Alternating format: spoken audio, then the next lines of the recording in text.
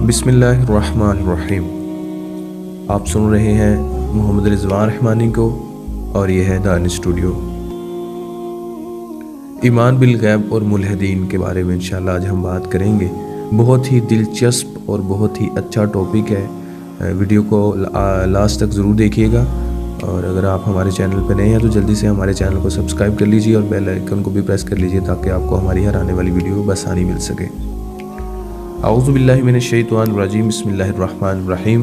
अल्लाह ताला फरमाते हैं सूरह बकरा आयत नंबर 260 में, सूरह बकरा आयत नंबर 260, और याद करो जब इब्राहीम अलैहिस्सलाम ने कहा कि ए मेरे परवरदिगार मुझे दिखा तू मुर्दों को कैसे ज़िंदा करता है। फरमाया क्या तू ईमान नहीं रखता। उसने अर्ज़ की ईमान तो रखता हूँ पर दिल का इत्मीनान दरकार है। फरमाया 4 परिंदे ले और इन्हें अपने से मानूस कर ले, फिर इनका एक एक जुज़ एक एक पहाड़ पर रख दे, फिर उनको पुकार, वो तेरे पास दौड़े चले आएंगे। खूब जान ले कि अल्लाह नहायत बाइक़्तिदार और हकीम है।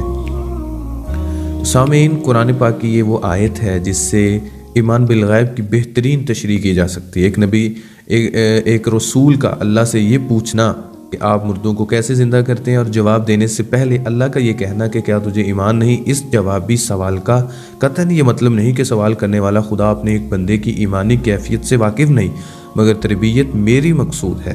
अरे इस शख्स की मकसूद है जो क़यामत तक इस आयत को पढ़े और अपनी इस्लाह करे।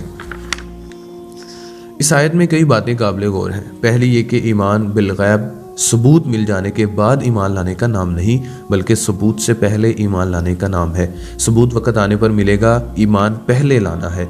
किसी भी बादशाह की बादशाहत इस बात की मुतकाज़ी होती है कि इसके हर हुक्म से इससे वजह पूछे बगैर इसकी बात मानी जाए, इसका हुक्म माना जाए। अगर वजह जानकर ईमान लाया जाए, उसकी बात पर उसके हुक्म को माना जाए, तो दूसरा मतलब ये बनता है कि फिर आप बादशाह को बादशाह ही नहीं समझते। अगर आपको वजह न बताई जाए तो आप हुक्म अदूली भी कर सकते हैं। दूसरा ये कि आप बादशाह की सलाहियतों पर भरोसा नहीं रखते। पहली वजह जानेंगे, फिर इसको अपनी महदूद अक्ल से परखेंगे, फिर अक्ल इजाज़त देगी तो अमल करेंगे। तो फिर खुदा कौन हुआ, रब्बुल आलमीन या अक्ल?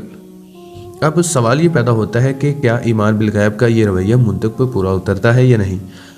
तो बादियों नज़र में इस सवाल का जवाब नफ़ी में बनता है, मगर अगर गहराई में जाकर सोचा जाए तो इस सवाल का जवाब इंतहाई रोशन असबात में नज़र आता है।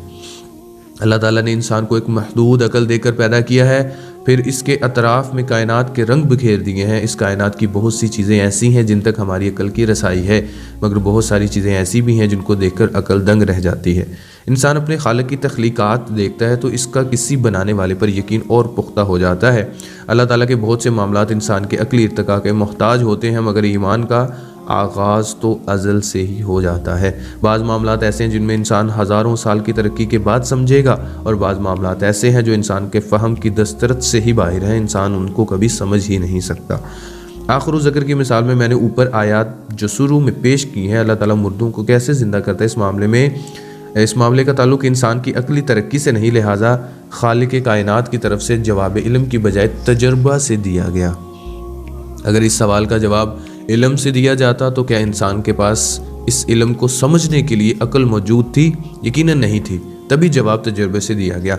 एक छोटी सी 1-2 मिसालों से मैं अपनी बात को वाज़ह करूँगा कि दिल का इत्मीनान तो तजर्बे से भी हासिल हो जाता है। ईमान ये होना चाहिए कि अगर अल्लाह ताला के लिए पहली बार इंसान ज़िंदगी देना मुश्किल काम ना था तो दोबारा ज़िंदा करना क्या मुश्किल। किसी काम को करना बस पहली बार ही मुश्किल होता है, दूसरी बार तो आसान होता है।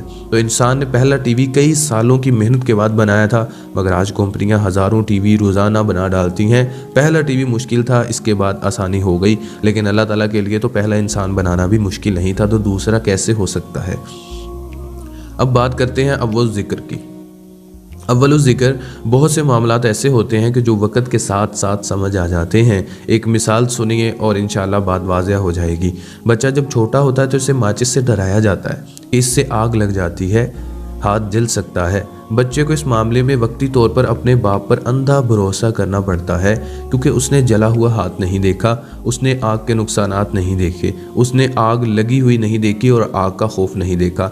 मगर फिर जब वो इस दुनिया में अपनी ज़िंदगी के कुछ साल गुजार लेता है तो इस मुशाहदात में आग से होने वाले हादसात को देख लेता है, आग लगने की तकलीफ़ को देख लेता है, और भी बहुत सारी आग के खौफनाक हादसात को देखने के बाद اس کا اپنے باپ پر یقین اور بھی پختہ ہو جاتا ہے۔ یہی معاملہ ایمان بالغیب کا بھی ہے۔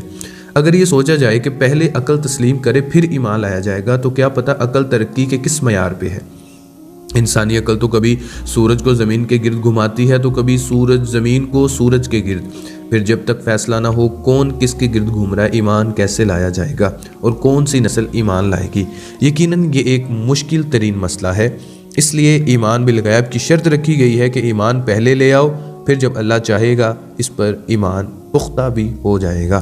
مگر کچھ لوگ ایسے بھی ہیں جنہیں ہم ملحد یا عقل پرست کہتے ہیں۔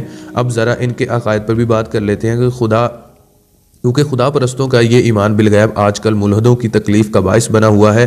بہت سے اعتراض کرتے ہیں وہ، یہاں پر ہم اس کے بارے میں بات کریں گے۔ یہاں موضوع بحث یہ نہیں کہ انسان اپنی عقل استعمال نہیں کرے گا، بلکہ یہ ہے کہ اپنے ایمان بالغیب کو عقل کا محتاج نہ کرے گا۔ جو کچھ آج تک انسان یقینی حد تک جانتا ہے، کہ اس میں اور اللہ کی طرف سے دی جانے والی پیشگی اطلاعات میں اس نے کوئی فرق پایا؟ اگر پایا تو حق بجانب ہے اور ایمان کو چھوڑ دے، اور اگر نہیں پایا تو اس بات کا یقین کر لے کہ آئندہ بھی جو کچھ وہ اپنی عقل سے جانے گا وہ اللہ کی اطلاعات کے مطابق ہی ہوگا۔ ملحد کہتے ہیں کہ جب تک ہمارے پاس ثبوت نہ ہو یا اللہ کو دیکھ نہ لے ہم اللہ کو نہیں مانیں گے، باوجود اس کے کہ اللہ تعالیٰ نے اپنی موجودگی کی نشانیاں خود انسان کے وجود کے اندر ہی تخلیق کر رکھی ہیں۔ اس کے چاروں طرف دیکھے تو پھولوں کی خوشبو، ان کی خوبصورت رنگ، زیورے اور تتلیوں کے جسم پر بنے خوبصورت نقش و نگار، پھولوں اور سبزیوں کے مختلف ذائقے، یہ سب ارتقاء کے ثبوت نہیں تو پھر کیا ہے؟ یہ کسی خالق کی موجودگی کی داستان سناتے ہیں، مگر ملحدوں کو یہ ثبوت کافی نہیں۔ ان کے برعکس اس کے بعد ارتقائی نظریہ زیادہ ایمان ہے جس کے ثبوت اس سے بھی کم ہے۔ ایک خلوی جرثومے سے زندگی کا آغاز ہوا، مگر یک خلوی جرثومے کو زندگی کہاں سے ملی ہم نہیں جانتے، مگر ملحدین اس نظریے پر ایمان لے آئے۔ چمپینزی اور انسان کے ذریعے کئی انواع کا ذکر ہم سنتے ہیں، کسی کے بھی وجود کا ثبوت نہیں ملا، مگر ہم ملحد اور باقی سب لوگ جو تھے اس پر ایمان لے آئے۔ یہ خلوی جرثومے میں افزائش نسل کا طریقہ کچھ اور ہے، اور اس سے ارتقاء یافتہ پودے میں افزائش نسل کا طریقہ کچھ اور ہے۔ پودے نے افزائش نسل کا یہ طریقہ کہاں سے سیکھا، اور جسے ہم جنس تولید کہتے ہیں؟ تو اس کی کوئی مثال پہلے سے موجود نہیں تھی، لیکن ایمان لے آئے۔ پودے سے ارتقاء یافتہ جانداروں نے اپنی افزائش نسل کے لیے جنس تولید کو بھی ترک کر کے جنس اختلاط کا ایک نیا راستہ بنا لیا۔ اس سے پہلے کوئی اور مثال موجود نہیں تھی۔ یہ طریقہ کہاں سے آیا، کس سے سیکھا، کس نے بتایا، کس سے پتہ چلا؟ لیکن ہم اس نظریے پر ایمان لے آئے۔ کائنات کے خود بخود تشکیل کے معاملے پر بھی ایسے بنیادی مسائل موجود ہیں کہ انسانی عقل کائنات کے از خود تخلیق کو تسلیم کرنے سے قاصر ہے۔ یہ جن سائنسی مسائل کا ذکر ہو رہا ہو، کوئی جزوی مسائل نہیں بلکہ بنیادی مسائل ہیں جن پر بات ہو رہی ہے۔ سائنس ان کے بارے میں کھلے عام اپنی لا علمی کا ظاہر کرتی ہے، مگر ادھورے ثبوتوں کے باوجود ملحد اس پر ایمان لا چکے۔ اگر رہ گیا تو خدا رہ گیا، یعنی ثبوت بعد میں ملے گا۔ ملحد ایمان آج لا چکے، مگر اسی قسم کا ایمان مسلمانوں کا قابل قبول نہیں ہے۔ کیوں نہیں ہے؟ کیوں نہیں ہے؟ یہ میرا سوال ہے کہ ایمان قابل قبول نہیں ہے، لیکن سائنس کے تجربات جو ادھورے ہیں، جن کے جوابات بھی پورے نہیں، وہ قابل قبول ہیں۔ ایمان بالغیب بھی وہی ہے، ایمان بالغیب یہ بھی ہے، وہ بھی ایمان بالغیب ہے جو سائنس کے ادھورے تجربات ہیں۔ اس دوغلے پن کا نام اگر الہاد ہے تو میں لعنت بھیجتا ہوں ایسے الہاد پر۔ ہم ملیں گے انشاءاللہ آپ سے نیکسٹ ویڈیو میں، تب تک کے لیے اپنے ارد گرد نوا کے ساتھیوں کا خاص خیال رکھیں۔ السلام علیکم ورحمۃ اللہ، اللہ حافظ۔